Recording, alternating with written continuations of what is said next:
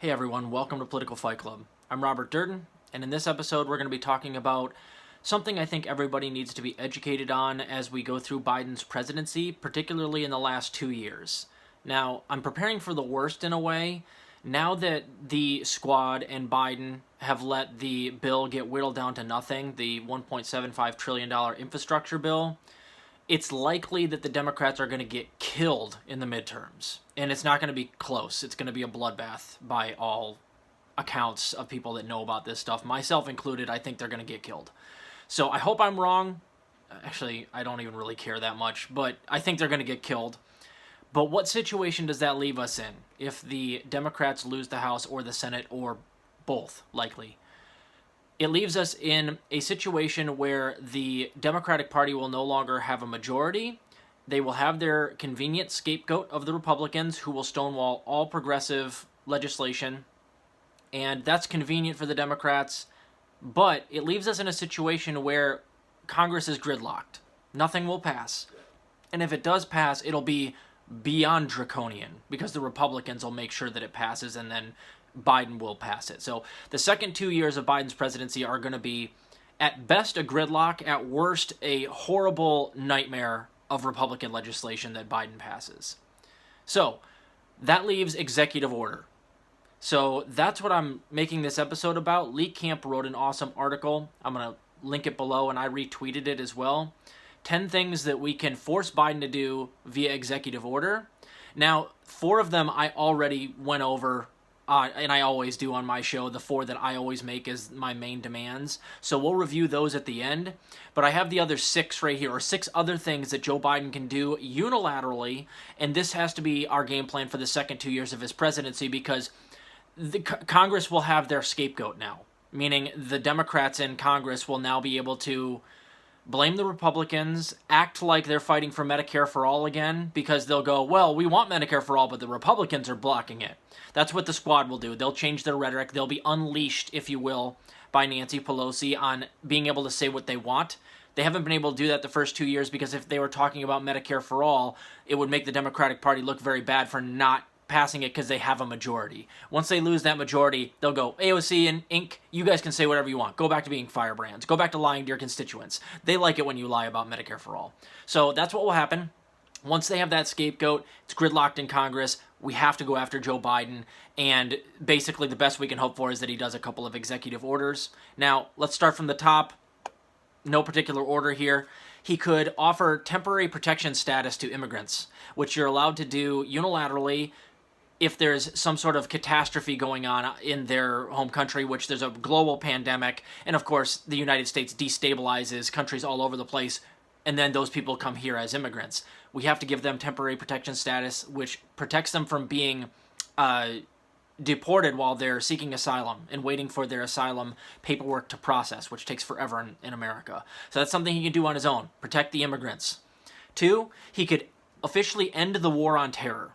Come out and say that we're done with this, it was stupid to begin with, and that would be a great statement to the rest of the world. That would be wonderful as well. He also has a unique ability.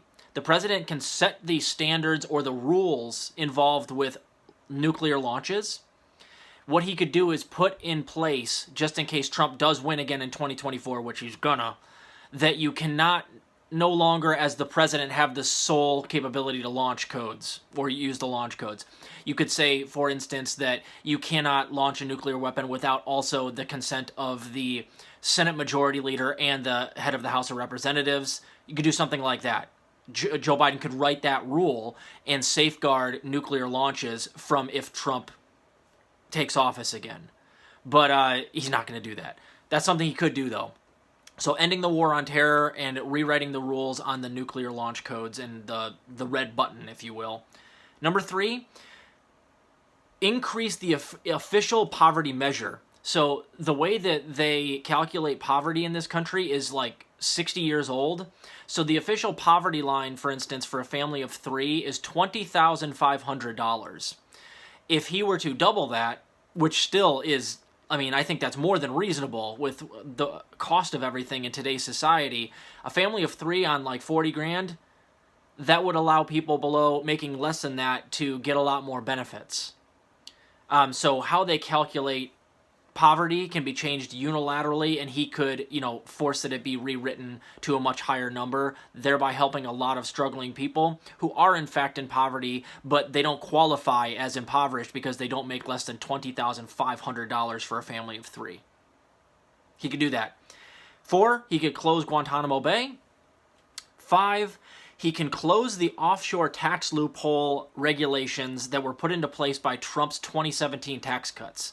There are actually some tax regulations in that bill that are against U.S. law when it comes to offshore havens, or not offshore havens, offshore profits made by corporations that have, subsidiaries in other countries.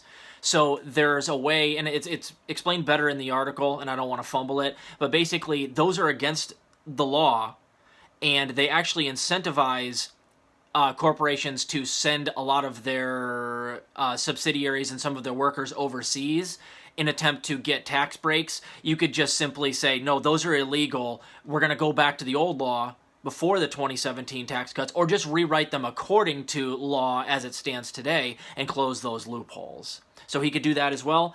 And the last thing here, as far as new things, is he could increase the federally contracted employees' minimum wage. So you can't unilaterally give a $15 or $20 minimum wage to everybody federally, but you can do it for federal employees by executive order. So if I were Joe Biden, I would just do a $20, $25 minimum wage for people that work for the federal government. Easy peasy. So beyond that, guys, the other 4 that I always mention are that he can forgive all student loan debt and make college free via vouchers. There's these things that you can do. And Lee talks about this in the article as well, about how he can actually make college free as well for 2- and 4-year colleges, I believe. But he definitely can eliminate student loan debt. We've talked about this numerous times. He can do that via the Higher Education Act of 1965, Section 432A. He could give us all Medicare for all because it's a pandemic, and he can do so via the Social Security Act, Section 1881 Alpha. He can also pardon all of the whistleblowers. That means Daniel Hale, Edward Snowden, Julian Assange. Drop all charges and pardon them entirely. You don't even have to pardon them. They didn't do anything. You just drop the charges, which you can do as Joe Biden. And then you remove marijuana as a Schedule I drug and expunge the records of anybody that's a nonviolent drug offender in jail or prison for a marijuana violation. You can do all those 10. We need to focus on those things because it's the only thing we're going to get done. Anything else that everybody, like the TYTs of the world, what they're going to do now is they're going to tell you, now we got to attack the Republicans more because now they have Congress. It's a fool's errand. It's kabuki theater. They're not giving you a solid plan for actually getting anything done, and they have no intention of pushing Joe Biden, who is basically like, that's their god, more or less, at TYT especially. They're not going to push him to do what he can do. They're not going to buck the establishment narrative and go after the Democratic Party in any way, shape, or form. They're going to continue to deify him. So they'll go after Republicans in kabuki theater for another 2 years. I'm giving you guys actual things that we can push Biden on. And so going after the squad isn't going to make much sense. After the midterms are done, you will likely not see me talk about the squad barely at all because it won't matter. They're not going to hold any power. I will make fun of them when they go out and start acting like firebrands again, because I'm going to point out constantly that it's just because they have no power, so now they're allowed to say whatever they want. If the Republicans control Congress, they'll demonize Republicans the entire time and then go back to talking about the progressive things that they don't really stand for, because we now know they don't. So I'll make fun of them for that, but I'm going to really focus on Joe Biden for the next 2 years and what we can do to get him to do executive orders, and then just kind of keep you guys up to date on, the interworkings, the theater that's going on in the Democratic Party, because they will have zero power. We'll see if they lose the Senate and the House. I don't really know. They have to keep both, though. That's the thing. If they lose one of them, it doesn't matter. They get their scapegoat. It'll either be, if they lose the House, they'll have their Republican scapegoats in the House. If they lose the Senate, it'll be the Republican senators. If they lose both, which I think is probably the most likely, considering how anemic this presidency has been and how shitty the Democrats' bill is, that's just what I think is going to happen. But, what do I know? I don't predict things very well on this show. So, let's get to work on this, guys. We're going to force Joe Biden hardcore after the midterms and up until the midterms as well, to try to do something via executive order. Maybe we'll get lucky. Maybe we get just a handful of these things. Not enough for him to win re-election, but maybe we'll get him to close Guantanamo Bay. Maybe we'll get him to do, I don't know, end the war. No, he's not going to end the war on terror. Honestly, I don't think he's going to do any of this stuff. But it's worth a shot, right? It's the only thing we have as far as trying to force politicians to do anything for the second 2 years of his presidency. So, thank TYT Inc. and AOC Inc. for this new bill that sucks so bad and for the inevitable wipeout in the midterms. They're the ones that earned it. Good job, guys. Keep fighting the good fight out there, guys. Also, thanks to all of my subs. I listen to you as best I can. I always read the comments. If you have any other things that we can do via executive order, or anything that we can do via electoral politics that has a chance of actually working when we lose Congress, the Democrats lose Congress, I would love to hear that. I'm learning all the time. I didn't know about these 6 things until I read Lee Camp's article.